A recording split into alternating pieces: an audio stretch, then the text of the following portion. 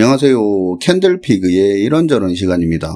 예전에는 나라가 망한다고 표현을 한다면 흔히 그 의미가 주권을 빼앗긴다든지 하는 정치적인 의미에서 나라가 망한다고 이야기를 했는데요. 그런데 정확히 언제부턴지는 알 수는 없지만 언젠가부터 심각한 경제 위기라든가 그런 걸 두고 국가가 부도났다, 나라가 망한다는 표현을 하는 분들도 많은 것 같습니다. 그런데 엄밀히 보면 경제 위기는 정부가 망하는 게 아니죠. 개인이나 기업이 망하는 거죠.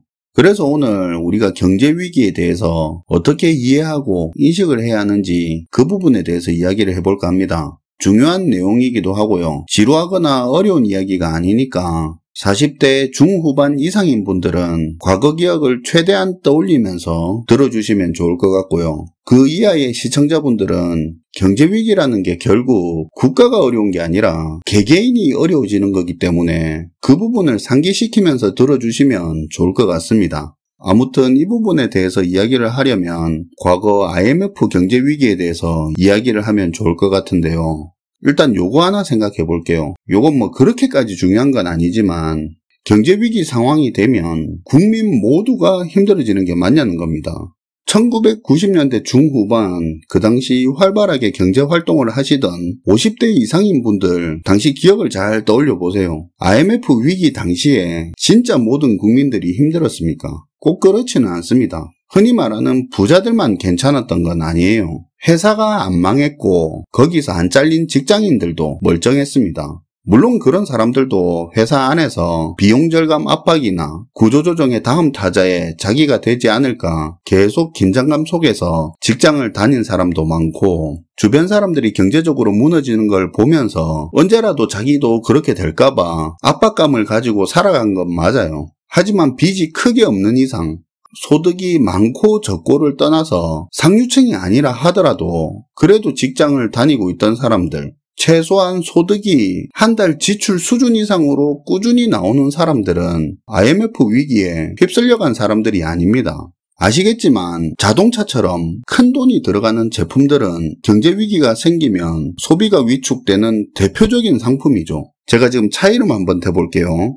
1세대 마티즈, 우리가 구아방이라고 옛날에 부르던 그 아반떼, 중형차 소나타 3, 1세대 SM5, 레간자, 고급차 다이너스티까지 제가 지금 말한 자동차들 다 히트친 걸로 유명하죠. 지금 말한 이 차들이 IMF 위기 당시에 출시가 됐거나 그 시기에 팔리던 차들입니다. 이름만 들어도 알겠지만 우리가 이렇게 잘 기억을 하고 있는 것 자체가 굉장히 잘 팔리던 차였기 때문에 그래요. 경제위기로 국가 전체가 힘들고 자동차 소비 자체가 크게 줄었던 건 사실이에요. 하지만 그 와중에서도 서민층부터 상류층까지 그래도 소득이 안정적인 사람들은 자동차 소비를 할 정도로 여력이 있었습니다.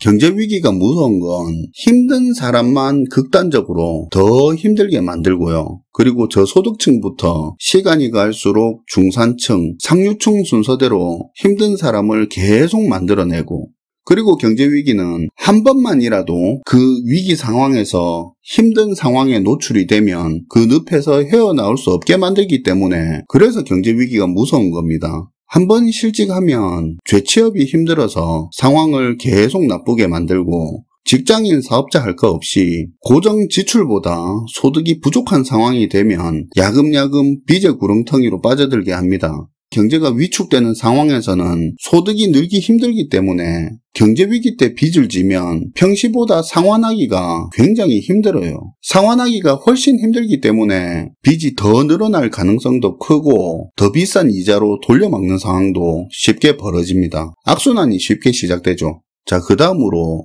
우리가 중요하게 생각해야 되는 건 경제위기의 기간입니다. 지금부터가 중요한 이야기인데요. IMF 위기는 언제 시작됐고 언제 끝났습니까?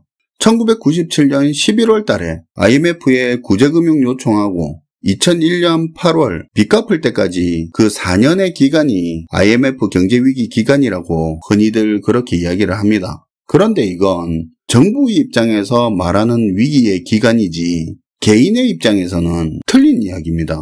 어디 영화에서 보면 경기가 굉장히 좋다가 갑자기 경제가 와르르 무너졌던 것처럼 묘사를 하는데 그 장면이 임팩트 있게 보이는 건 사실이지만 그건 영화적인 과장을 한 것뿐이고 실제는 달라요.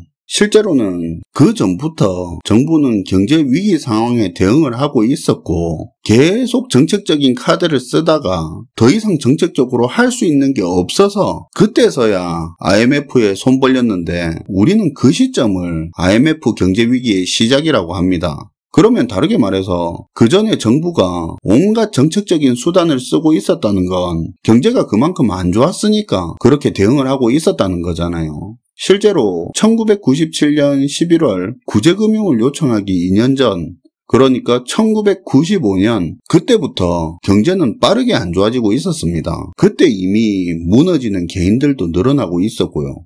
그냥 길게 말할 거 없이 1995년 기사 몇 개 중요한 부분만 읽어드릴게요.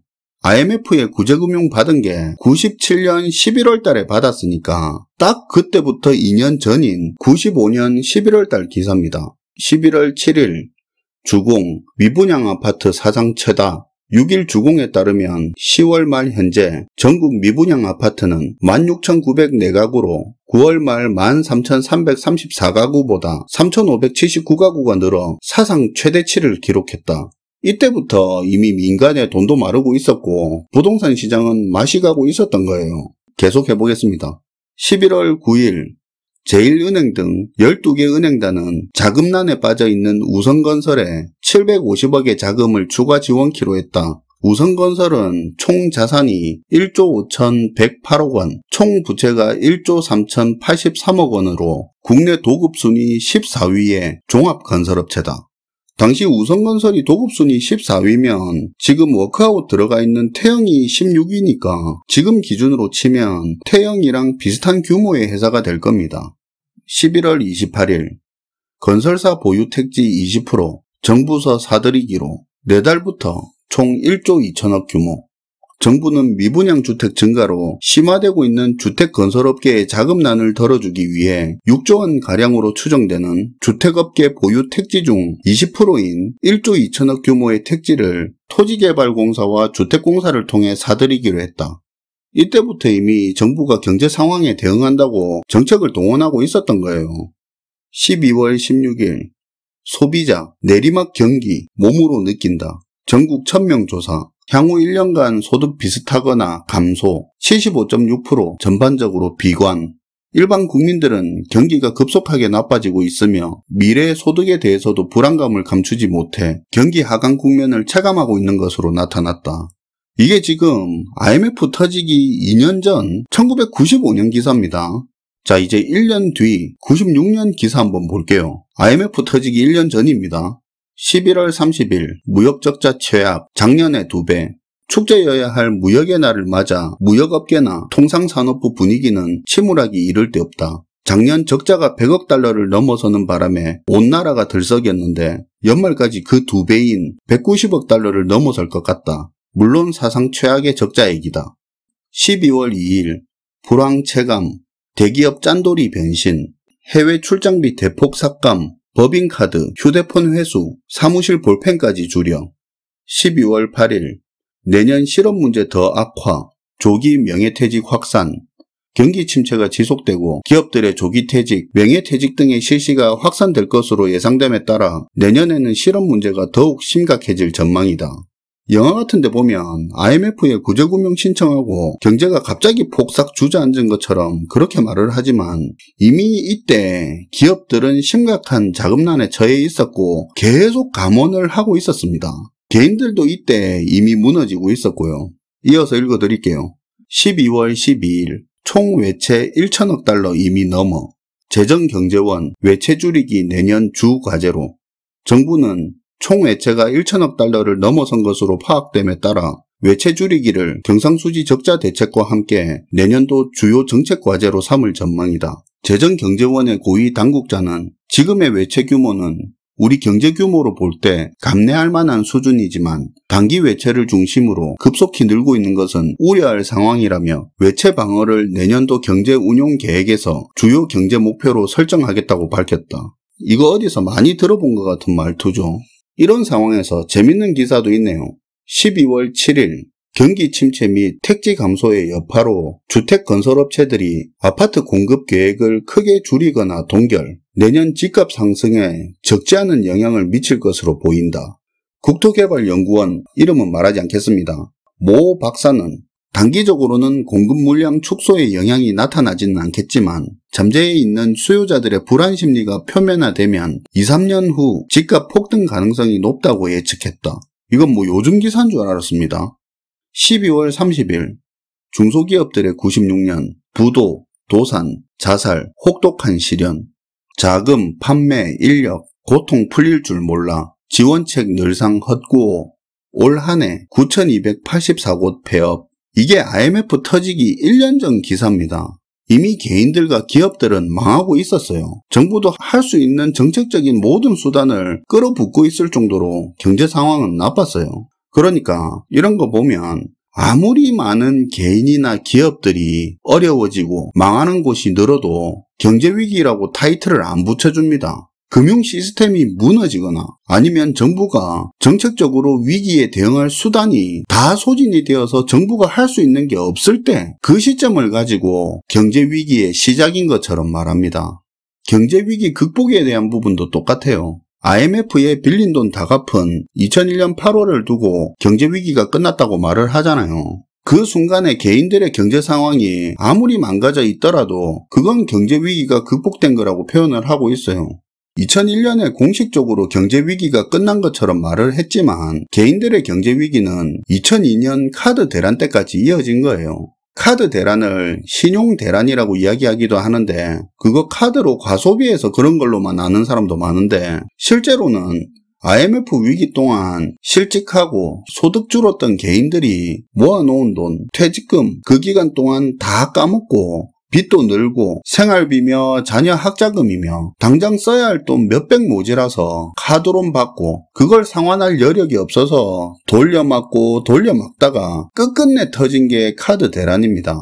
1997년 그때 이미 신용 불량자가 143만 명 수준이었고요. 카드 대란이 터지고 2003년에는 전체 신용 불량자가 372만 명까지 늘었었습니다. 우리가 공식적으로는 2001년에 IMF 외환 위기를 극복했다고 하지만 2003년까지도 이 수많은 사람들이 경제적 사형 선고를 받고 있었던 겁니다.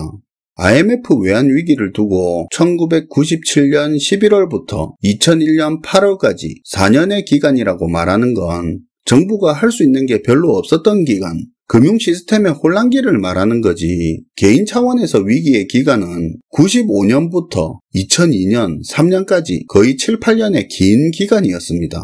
한 번씩 장난치듯이 그래서 우리나라 언제부터 망하냐고 그렇게 말하는 분들이 있는데요. 나라는 안 망해요. 우리가 망하는 거지. 현재 경제 상황이 정말 안 좋습니다. 정부도 정부 나름대로는 대응을 하고 있지만 국제 상황, 경제 환경은 더 나빠지고 더 꼬이고 있어서 당장 앞으로도 장담을 할 수가 없습니다. 개인 기준으로 봤을 때 지금은 부채가 줄어야 되는 시기인데 부채가 늘고 있다거나 부채 이자를 포함해서 지출 대비 소득이 부족해지는 거, 집이 적자 상태가 된다는 거죠. 또는 실직, 폐업을 했다고 가정을 했을 때 6개월도 못 버틸 만큼 아예 답이 없는 상황이라면 이미 경제위기에 본인이 노출되어 있는 겁니다. 그래서 지금은 투자할 때가 아니라 비상 상황을 대비해서 목돈 만들어 놓으라고 하는 거고 장기전에 대비해서 부채를 줄이자는 겁니다. 지출도 불필요한 지출이라면 좀 불편해지고 부족해지더라도 과감하게 구조조정을 하라는 거고요. 지금 개인들은 한 발만 삐끗하면 경제적으로 악순환에 쉽게 빠질 수 있는 그런 상황입니다. 희망을 가지는 거랑 막연하게 긍정적으로 생각하는 건 다른 겁니다. 막연한 긍정은 골든타임을 놓치게 만들 뿐이죠. 시청해주셔서 감사하고요. 지금까지 캔들피그의 이런저런 시간이었습니다.